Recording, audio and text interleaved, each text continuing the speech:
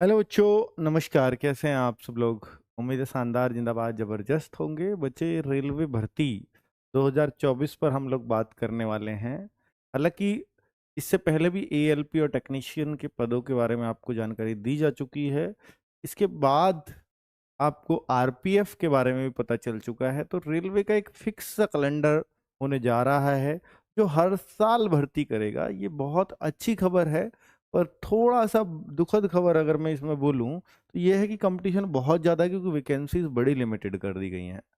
अब इनका कहना ये है क्योंकि हम हर साल वैकेंसीज निकालेंगे, तो इसलिए अब हम कम कम वैकेंसीज देंगे।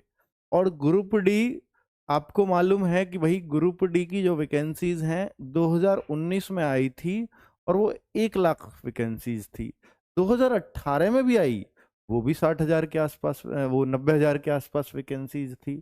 तो वैकेंसीज तो 18-19 में जब लगातार इतनी आ सकती हैं, और अब 5 सालों से वैकेंसीज नहीं है, तो फिर इस बार क्या 1 लाख वैकेंसी आ पाएंगी ग्रुप डी जैसे उसमें? तो ये अपने आप में बच्चों के लिए बड़ा मतलब संशय बना हुआ है। हालांकि 1 लाख की आप उम्मीद बिल्कुल मत करके चलना, क्योंकि इनका ये टारगेट है कि वरना फिर बच्चा हर साल इतनी की उम्मीद करेगा। तो यहाँ आप अगर ग्रुप डी पे भी उम्मीद करते हो तो बहुत ज्यादा वैकेंसीज की उम्मीद मत रखना। एनटीपीसी में पिछली बार 35,000 वैकेंसीज आई थी। क्या इस बार 35,000? नहीं, इस बार ऐसा लग रहा है कि ज्यादा से ज्यादा ये अंडर 10 ही इसको रख देंगे, अगर ये कितनी भी कोशिश करें तो।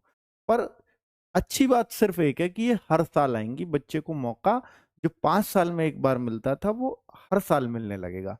पर अभी ये सिर्फ इनके कहने की बात है, या एक्चुअल में ये ऐसा करेंगे ये तो भविष्य के गर्भ में छिपा है। इस बात को नहीं कहा जा सकता फिलहाल। क्योंकि इन्होंने जो बताया है मैं उस हिसाब से आपको बता रहा हूं कि जनवरी से मार्च तक हर साल एएलपी की वैकेंसीज आ जाएंगी, ये इन्होंने बताया था। अप्रैल से जून तक टेक्नीशियंस की वैकेंसी आ जाएंगी, जिसके बारे में ये बता चुके हैं, और ये फॉर्म आने वाले हैं टेक्नीशियन के, ये फॉर्म भरे जा चुके हैं। आगे बात करें कि भाई जुलाई से सितंबर के बीच में आपकी एक नॉन टेक्निकल पॉपुलर कैटेगरीज होती हैं। यानी टेक्निकल की अलग वैकेंसीज होती हैं, एक नॉन टेक्निकल की अलग होती है, जिसको हम एनटीपीसी की वैकेंसीज बोलते हैं। इसका शॉर्ट फॉर्म नॉन टेक्निकल का एनटीपीसी होता है। तो ये जो एनटीपीसी है, ये जो जॉब होती है, अब आपने टेक्नीशियन देखा, एएलपी देखा, तो ये बहुत छोटे ग्रेड की जॉब है। ये कोई बहुत बड़ी जॉब नहीं है, बहुत छोटे ग्रेड की जॉब है। लेकिन जो नॉन टेक्निकल वाली जॉब है रेलवे में, ये काफी अच्छी मानी जाती हैं। इसका कारण ये है कि ये लेकर के क्लर्क, हेड क्लर्क से लेकर के स्टेशन मास्टर तक आप इसी के थ्रू बनते हैं। तो ये लेवल 4, 5, 6, जो 6 लेवल होता है, ये स्टेशन मास्टर तक का होता है। हालांकि बीच में लेवल 5 और लेवल 4 पे भी बहुत अच्छी अच्छी पोस्ट हैं। अगर मैं इसमें सैलरी काउंट करूं तो ये आप ये मान के चलिए, अगर आप सैलरी की काउंटिंग करेंगे तो यहाँ 45,000 से सैलरी लगभग लगभग ऐसी, अगर स्टेशन मास्टर की आप सैलरी देखोगे तो वो करीब 65 के तक यहाँ पर सैलरी बनेगी। तो लेवल के हिसाब से मान लो लेवल 4 है तो 45, किसी अच्छे सिटी में है तो 50 भी बन जाएगी लेवल 4 पे। लेवल 5 पे जो सैलरी है ये करीब करीब 55 के आसपास बन जाएगी, और लेवल 6 की सैलरी 65-70 के बीच में रहेगी। ठीक है। अगर मैं बोलूं कि नॉन टेक्निकल का एक और लेवल होता है 2 और 3, क्योंकि ये जो 4, 5, 6 है, ये ग्रेजुएशन चाहिए इसके लिए। और जो लेवल 2 और 3 होता है, यानी 4 से जो नीचे है, लेवल 2 होता है एलडीसी लेवल, और लेवल 3 होता है कांस्टेबल लेवल। इनको अगर मैं वैसे बोलूं जिससे आप जानते हो, तो भाई ये जो सैलरीज होती हैं, अब एक क्लर्क की सैलरी आपकी 32,000 से लेकर के, और एक जो आपकी लेवल 3 पे बनेगी ये करीब 40 के तक। तो ये जो सैलरीज बनेंगी ये इन अंडर ग्रेजुएट है। मतलब अंडर ग्रेजुएट मतलब 12th पास हो तो आपको एनटीपीसी का लेवल 2 और 3 में जॉब मिल जाती है। पर क्या एनटीपीसी के लिए क्या करना पड़ता है सर? तो वो सारा प्रोसेस मैं अभी बताने वाला हूं। और सबसे बड़ी बात कि भाई ये जो फॉर्म है ये जुलाई से सितंबर के बीच में पड़ेंगे। अब जैसे इनकी बात थी तो ये फॉर्म जनवरी में आ गए, पहले महीने में। इनकी बात है तो ये फॉर्म अप्रैल में आ रहे हैं, और इनकी बात है तो ये फॉर्म जुलाई में ही आएंगे। फिर आने चाहिए जैसे ये पहले पहले महीने में ही आ रहे हैं, लिख रहा है चाहे जुलाई से सितंबर, पर जो रिकॉर्ड बता रहा है वो ये बता रहा है कि इनमें से पहले महीने में आ जाएंगे। अब यहां भी अक्टूबर से दिसंबर, ये है आपकी लेवल 1, जिसको हम ग्रुप डी बोलते हैं। इसको ये लेवल 1 बोलते हैं। अब ग्रुप डी जैसा शब्द खत्म हो गया क्योंकि इससे लोग नीचा फील करते थे। ठीक है, तो ये लेवल 1 की पोस्ट यानी सरकारी नौकरी की शुरुआत जिस पोस्ट से होती है वो ये है, यानी सबसे नीचे की पोस्ट सरकारी नौकरियों में ये मानी जाती है लेवल 1 की पोस्ट। तो अक्टूबर से दिसंबर तक, अब अक्टूबर नवंबर दिसंबर, अब फॉर्म इनमें से कोई से महीने में आएंगे, पर जो रिकॉर्ड बता रहा है वो ये कह रहा है कि भैया अक्टूबर में भी आ सकते हैं, पॉसिबिलिटी अक्टूबर की रहेगी। तो ये सारा मैंने आपको बहुत अच्छे से कैलेंडर समझा दिया है। अब बात आती है कि सर इनका एग्जाम कब कब होगा। जैसे एएलपी का एग्जाम घोषणा हो गई है कि भैया जुलाई अगस्त में होगा। इसकी एग्जाम की घोषणा टेक्नीशियन वाले पदों की जुलाई अगस्त के बाद सितंबर अक्टूबर हो गई है।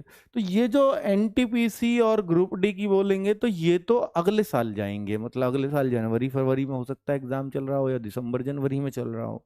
तो ये इस तरीके से पूरा पूरा पूरा शेड्यूल है आप लोगों के लिए। अब मैं यहाँ पर सिर्फ 2 ही तरह की बातें करूंगा क्योंकि टेक्नीशियन की मैं अलग से वीडियो बना चुका हूं। मैं आपके जो है जो पहला एएलपी है उसके लिए अलग से वीडियो बना चुका हूं। अब बात करूंगा सिर्फ एनटीपीसी और ग्रुप डी की, क्योंकि यही वैकेंसीज आगे आने वाली हैं। हालांकि बीच में आरपीएफ जो इस कैलेंडर में जिक्र तक नहीं था, तो 14 अप्रैल को आरपीएफ की वैकेंसी आ रही है, क्योंकि वो इसके अंडर नहीं आ रहा होगा किसी तरीके से, क्योंकि उसका कुछ प्रोपोर्शन आरआरबी लेती है, कुछ आरपीएफ खुद कराता है, तो इसलिए उसको इस कैटेगरी में नहीं रखा। यहां पूरा वो रखा है जो आरआरबी पूरा प्रोसेस कराती है। ठीक है, क्लियर। तो आरपीएफ का 14 अप्रैल से फॉर्म आ रहे हैं, या 15 अप्रैल से सॉरी, और 14 मई लास्ट डेट है। तो वो आरपीएफ की अलग वैकेंसीज हैं, 4608 वैकेंसीज वो अनाउंस, 4660 वैकेंसीज वो अनाउंस हो चुकी है कांस्टेबल और सब इंस्पेक्टर के। अभी तो 5 तरह की वैकेंसी हो गई, एएलपी, ओ सर एएलपी, टेक्नीशियन, आरपीएफ, अब एनटीपीसी, फिर ग्रुप डी। तो 5 तरह की ये पोस्ट है। तो मैं सिर्फ 2 पोस्ट पे बात करने वाला हूं।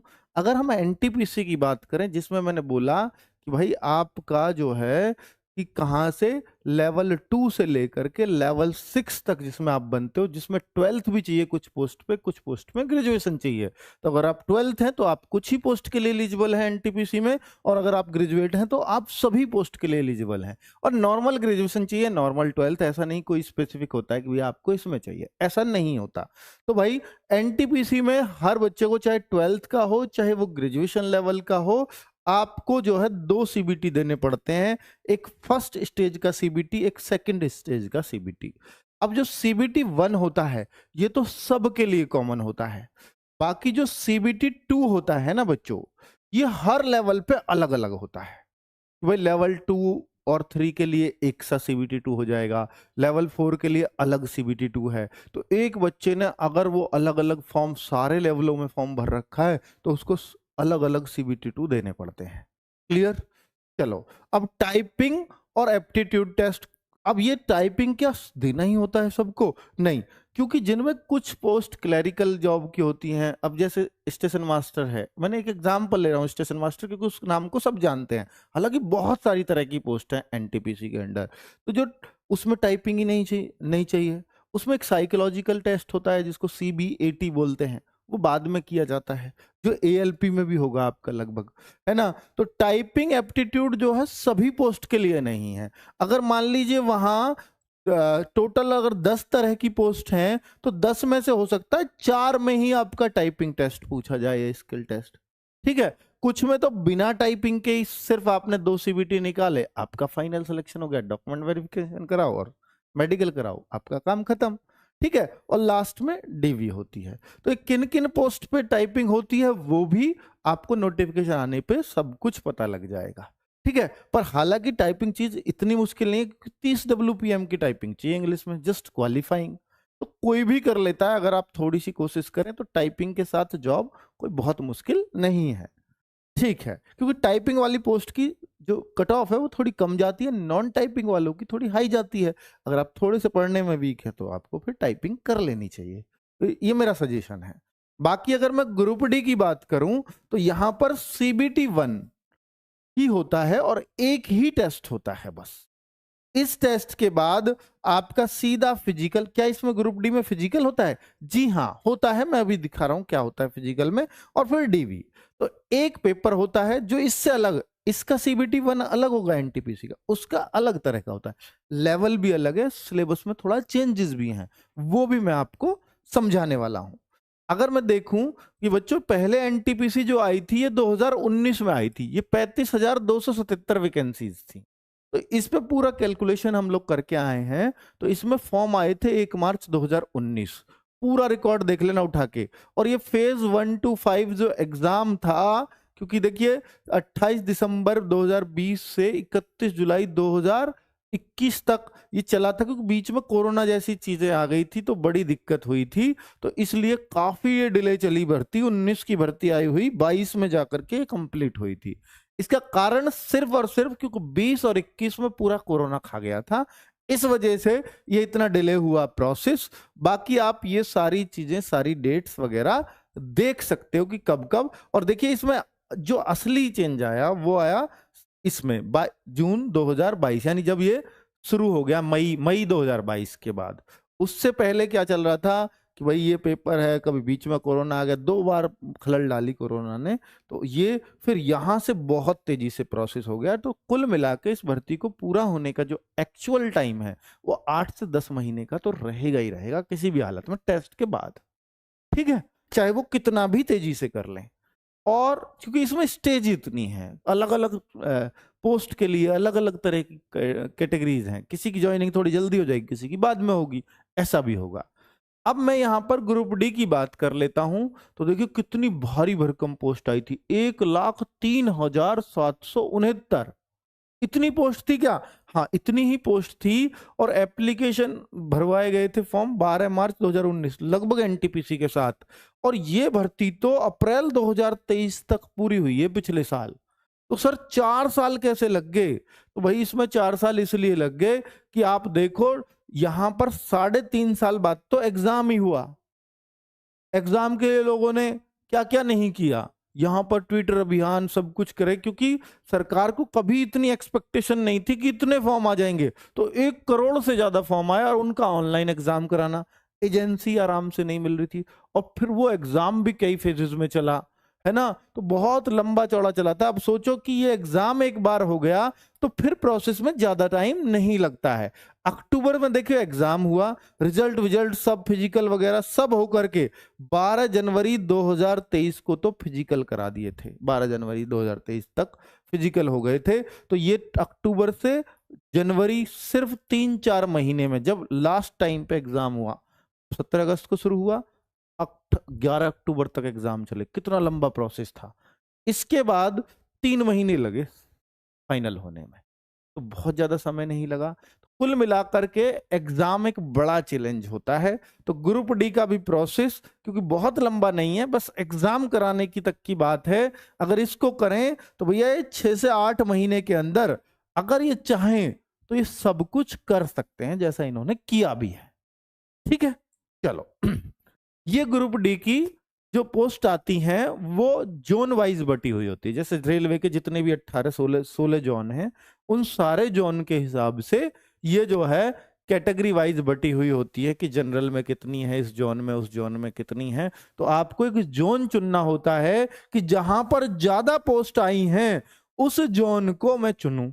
और जोन वाइज देखिए, जोन का आपको यह भी देखना है कि पोस्ट किस में ज्यादा है, और जिसमें ज्यादा है उसमें ऐसा होता है बहुत सारे लोग उसी में फॉर्म डाल देते हैं कि मेरा यहां आ जाएगा। तो फिर ऐसा ना हो कि ज्यादा फॉर्म आने की वजह से वैकेंसीज का रेशियो ही कम रह जाए, अब वहां की कट ऑफ ही उठ जाए। एक तो पहले ही आपने इतना दूर का जोन चुना, ऊपर से उसकी भी कट ऑफ मान लो नॉर्मल जोन को भी पार कर गई। तो ऐसी भी बेवकूफी नहीं करनी है। ठीक है, कुछ लोग तो सिर्फ अपने जोन के अलावा कहीं और भरते ही नहीं है, वो भी एक अच्छी चीज है।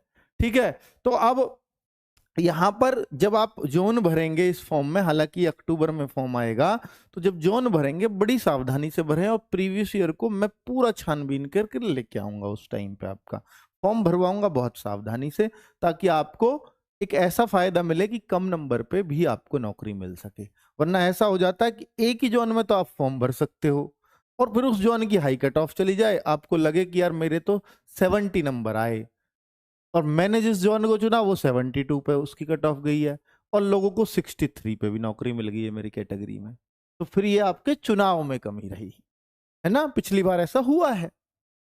ठीक है, तो पिछली बार जो एवरेज मानेंगे वो 60-70, हालांकि ग्रुप डी का पेपर टफ आया था, तो 60-70 के बीच में लगभग सबको नौकरी मिल गई थी, 60 से कम पे भी नौकरी मिली है कुछ जोनों में। ठीक है। अब अगर हम देखें कि आरआरबी एनटीपीसी और आरआरबी ग्रुप डी को, तो जनरल एंड ओबीसी की जो फीस ली जाती है वो 500 रुपये ली जाती है, और ये इनका तरीका ही है, जैसे अभी आरपीएफ में भी ये लोग कर रहे हैं। तो 500 रुपये फीस जमा कराएंगे, जनरल ओबीसी से 400 रुपये रिफंड करेंगे। रिफंड बहुत बाद में होता है, जब आपका सब कुछ फाइनल हो जाता है, हालांकि कहते हैं एग्जाम में बैठ के हम आपका रिफंड कर देंगे, लेकिन जब भर्ती प्रक्रिया पूरी हो जाती है तब ये लास्ट में रिफंड आता है। ठीक है, और SC ST एक्स सर्विसमैन को 250 रुपये में फॉर्म है, 250 ही रिफंड हो जाएंगे। ये क्या प्रोसेस है, क्या तरीका है इसका, भैया वो जाने, अब हम इस पे नहीं कह सकते। और अगर देखें कि भाई आरबी एनटीपीसी और आरबी ग्रुप डी क्या क्या एज होती है दोनों के लिए, तो 18 से 30 साल और 18 से 33 साल। ये 12th पास वाले जो हैं वो 30 साल तक, और 33 साल किसके लिए है, जो ग्रेजुएट है।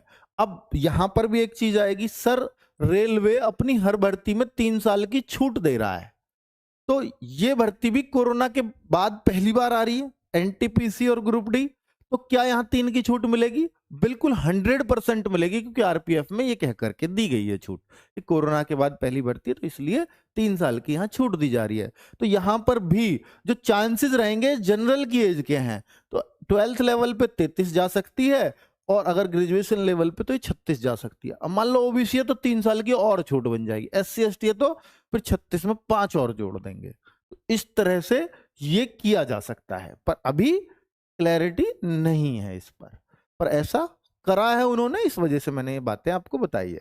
ग्रुप डी में नॉर्मली एज रहती है 18 से 30 फॉर सम पोस्ट, कुछ पोस्ट ऐसी भी होती हैं इसमें कि 18 से 33 भी वहां होती है। हालांकि ये गलत लिखा है इस तरफ मेरे ख्याल से, क्योंकि इसमें पोस्ट अलग अलग नहीं होती, यहां पर एक ही तरह की पोस्ट होती है ग्रुप डी में, और वो 18 से 30 होती है।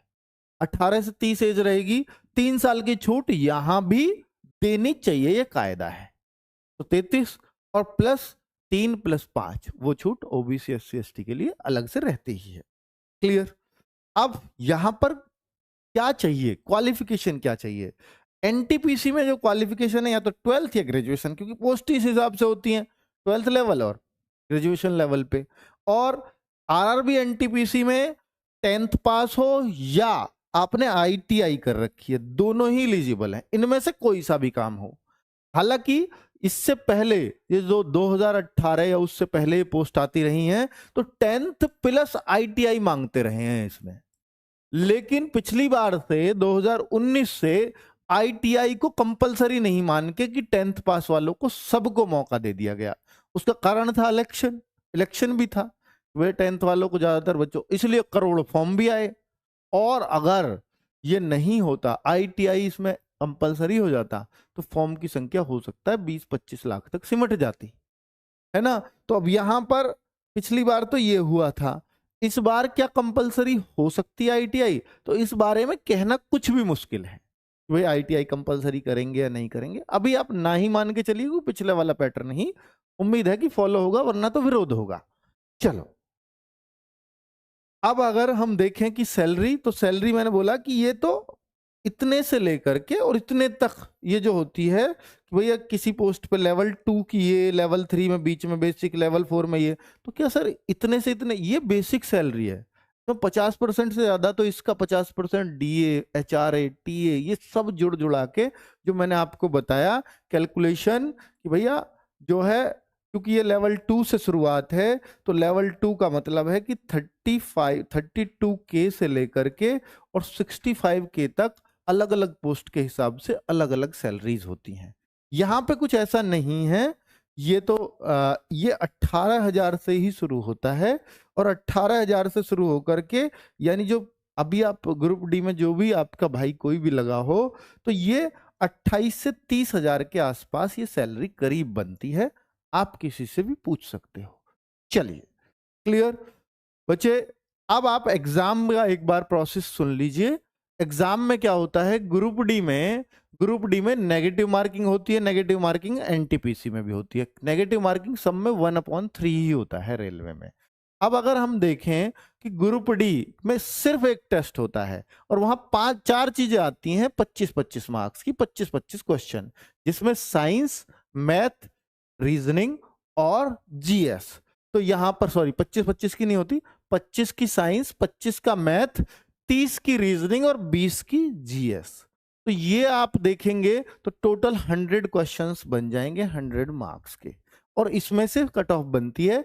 पिछली बार का मैं आपको आइडिया दे चुका हूं कि 60 से 70 के बीच में किसी जोन की कुछ कट ऑफ गई, किसी जोन की कुछ कट ऑफ गई। तो ये ऐसी ऐसी कट ऑफ पिछली बार रही थी। अब अगर मैं देखूं कि भाई, क्योंकि पिछली बार तो 1 लाख पोस्ट थी, पेपर भी थोड़ा मुश्किल आया था, तो ऐसा ना माने कि 60-70 के बीच में सिलेक्शन हो जाएगा। आपको अच्छी तैयारी करनी ही पड़ेगी, क्योंकि बार बार उतनी पोस्ट नहीं आ सकती। और इस बार भी ऐसा नहीं है कि ये चांस रहेंगे कि 1 लाख पोस्ट आए, क्योंकि पहले ही हम देख चुके हैं रुझान कैसे रहे हैं। आरआरबी एनटीपीसी की मैं बात करूं तो यहां पर 2 टियर होंगे, यानी 2 सीबीटी होंगे, सीबीटी 1 और सीबीटी 2।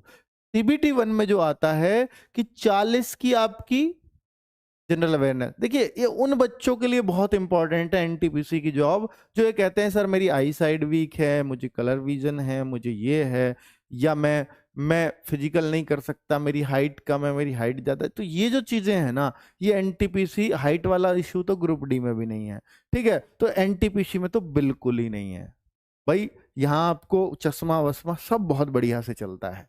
तो जनरल अवेयरनेस 40 की, मैथमेटिक्स 30 का, और जनरल इंटेलिजेंस 30 की। तो कुल मिला के साइंस नहीं आती, साइंस ग्रुप डी में होती है। यहाँ मैथ, रीजनिंग, जीके जो आरपीएफ में वही यहाँ है, बस रेशो अलग अलग है। 40 की जीएस, 30 का मैथ, 30 की रीजनिंग, तो टोटल 100 क्वेश्चंस बन जाते हैं आपके।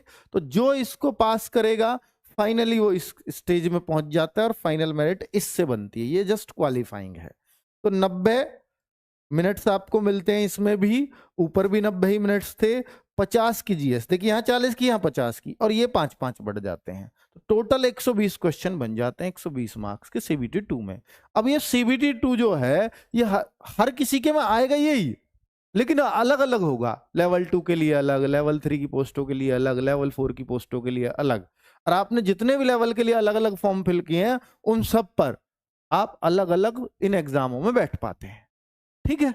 चलिए, तो अब आप अपने हिसाब से इनको चूज करेंगे। हालांकि मैं तब भी एक वीडियो बनाऊंगा जब आपके फॉर्म आएंगे, ताकि आपको और क्लैरिटी आ सके। तो फॉर्म आ रहे हैं जुलाई में, ठीक है, एनटीपीसी के, और वो सितंबर में। तो क्लैरिटी मेरे ख्याल से आ गई होगी। इसके बाद आपका सीधा डीवी ही होता है, या टाइपिंग टेस्ट है तो टाइपिंग टेस्ट होगा, तो डीवी और वो सब। अब मैं ग्रुप डी में फिजिकल आपको बताता हूँ। ग्रुप डी में जो फिजिकल होता है उसमें क्या करना पड़ता है। सबका होता है, जी हाँ, सबका होता है ग्रुप डी में। केवल ग्रुप डी के लिए, एनटीपीसी में कोई फिजिकल नहीं है। तो 35 किलोग्राम आपको वजन लेके चलना होता है 100 मीटर तक 2 मिनट में। यानी 35 किलोमीटर वजन कहाँ, या तो उसको कंधे पे कोई कट्टा टाइप हो जाता है, मतलब कोई ऐसी बोरी टाइप होगा, उस बोरी को यहाँ कंधे पे रख के या हाथ में उठा के जैसे आपको चलना चलिए, पर ये 35 किलोग्राम वजन आपको 100 मीटर दूर ले जाना है 2 मिनट के अंदर, चाहे आप जैसे भी ले जाइए। अब देखिए, अब यहां पर दूसरा एक और होता है। एक तो ये हो गया, इसको सब पार कर देते हैं। दूसरी कंडीशन ये होती है कि आपको 1 किलोमीटर की दौड़ करनी है 4 मिनट 15 सेकंड में। ये बहुत आराम से हो जाती है, थोड़ा चलो, थोड़ा भागो, थोड़ा रुको, उस तरह की है। 4 मिनट 15 सेकंड में आपको 1 किलोमीटर की रनिंग करनी पड़ेगी। फीमेल कैंडिडेट हो अगर, तो ये 35 की जगह 20 किलोग्राम वजन हो जाएगा, पर 100 मीटर जाना आपको 2 मिनट में ही है आपको भी, पर वजन कम हो जाएगा बस। और दूसरा, अगर लड़की हो तो 1 किलोमीटर की दौड़ आपको 5 मिनट 40 सेकंड में करनी पड़ेगी। ये लड़कियों के लिए कंडीशन होती है। इसमें वजन नहीं होता, वजन सिर्फ ऊपर है 100 मीटर तक, नीचे वजन नहीं है 1 किलोमीटर जाने तक। क्लियर? तो सारी कंडीशन मेरे ख्याल से मैंने आपको क्लियर कर दी है। और ये आरआरबी एनटीपीसी में जो उनके टेस्ट होने के बाद और आपका टाइपिंग टेस्ट होता है जिसमें 25 WPM हिंदी और मतलब या आप 30 WPM की स्पीड इंग्लिश में दे दें। तो इनमें से कोई एक स्पीड, दोनों नहीं, या तो हिंदी में या इंग्लिश में, कोई टाइपिंग एक चाहिए। तो ये आपने पूरा सब कुछ समझ लिया। हिंदी की जो कुर्ती देव पर होती है एंड मंगल फॉन्ट जो भी आपका अवेलेबल होगा वहां उस पर करा दिया जाएगा, ठीक है, हिंदी वाली। और इंग्लिश वाली का कोई फॉन्ट की आवश्यकता नहीं होती है।